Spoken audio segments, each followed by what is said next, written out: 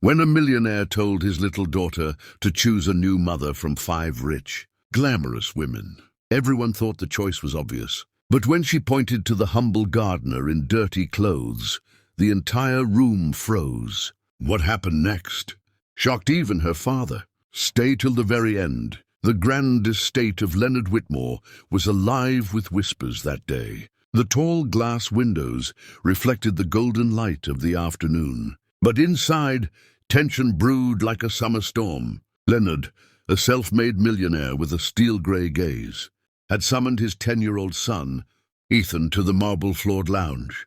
"It's time you had a mother again," Leonard declared, his voice firm yet gentle. Ethan's mother had passed away 3 years ago, leaving a quiet ache in the boy's heart. Today, Leonard had invited 5 wealthy, elegant women, each dressed to impress. They stood in a polished row, their diamonds flashing and perfume filling the air. Servants bustled discreetly, setting out crystal glasses of champagne. The women smiled, each hoping to be chosen. Ethan shifted uncomfortably, feeling the weight of their stares. The first woman, Veronica Steele, wore a red silk gown and a smile that didn't quite reach her eyes. She leaned toward Ethan, speaking in a syrupy voice about the grand vacations they could take together. The second, Lady Margaret Blake, draped in pearls, boasted of her art collection and how Ethan could be its young custodian.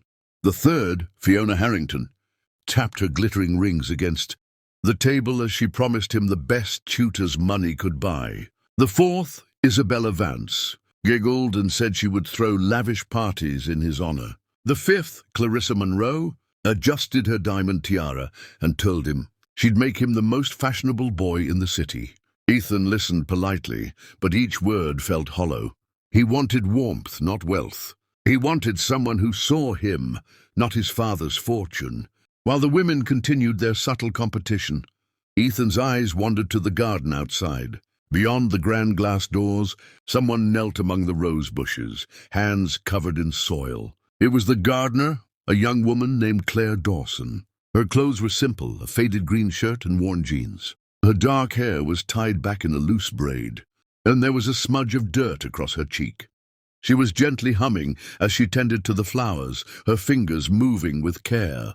She didn't notice Ethan watching, because she was too busy rescuing a wilting rose. Something about her calmness felt different from the glittering chaos inside. Ethan's heart tugged toward her without knowing why. Leonard noticed his son's wandering gaze. "Ethan," he said, gesturing to the women, "you must choose carefully. These are all exceptional ladies."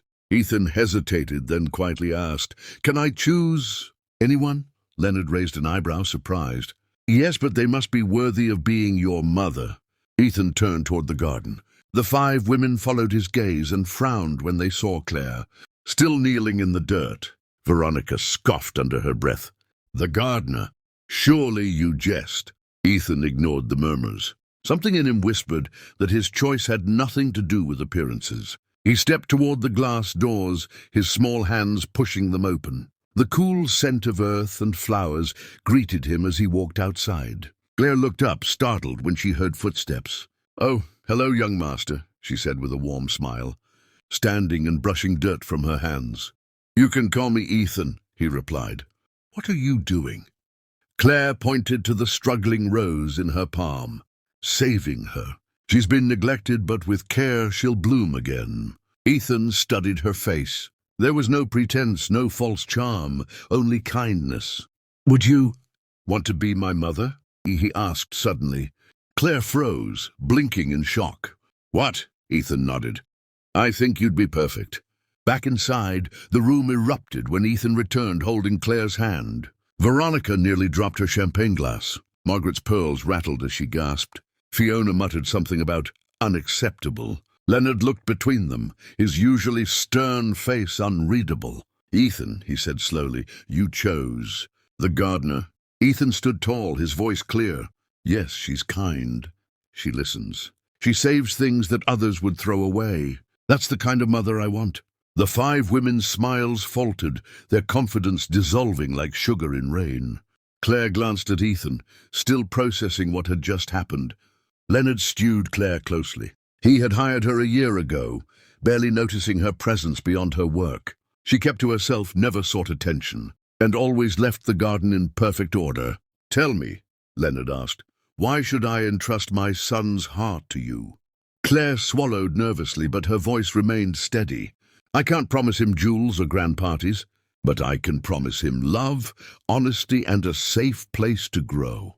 That's all a child truly needs." The room grew quiet. Even the ticking clock seemed to pause. Leonard's eyes softened, though his lips held a thin line. The other women, sensing they were dismissed, left in a rustle of silk and perfume. Leonard turned to Ethan. "If this is your choice, I will honor it," he said. Ethan beamed, relief flooding his small frame. Claire still looked uncertain, but there was a faint sparkle in her eyes. Over the next weeks, Leonard began to see what Ethan saw. Claire taught the boy how to plant seeds, how to read the weather from the clouds, and how to listen to people with both ears and heart. She never once treated him like a rich man's son, only like a boy who deserved care. Months passed, and laughter returned to the Whitmore estate. Ethan's smile grew brighter, his steps lighter. Leonard found himself drawn to the garden more often, watching Claire work. He noticed how she remembered the servants' birthdays, how she mended torn clothes without being asked, how she always left a part of herself in everything she did. One evening, as the sun set in a blaze of orange, Leonard realized that his son's choice had also changed him. For the first time in years, he felt at home. On a crisp spring morning, Leonard made an announcement over breakfast. "Claire," he said, "I want you to be more than just Ethan's mother. I want you to be my wife." Claire's hands trembled as she set down her teacup. Ethan's eyes lit up, and he threw his arms around her. "Say yes," he urged. Claire looked at Leonard, then at Ethan, and finally nodded with a teary smile. The millionaire's grand estate had no shortage of riches, but now it held something rarer, a family built not on wealth, but on love. And it had all begun when a boy chose the gardener.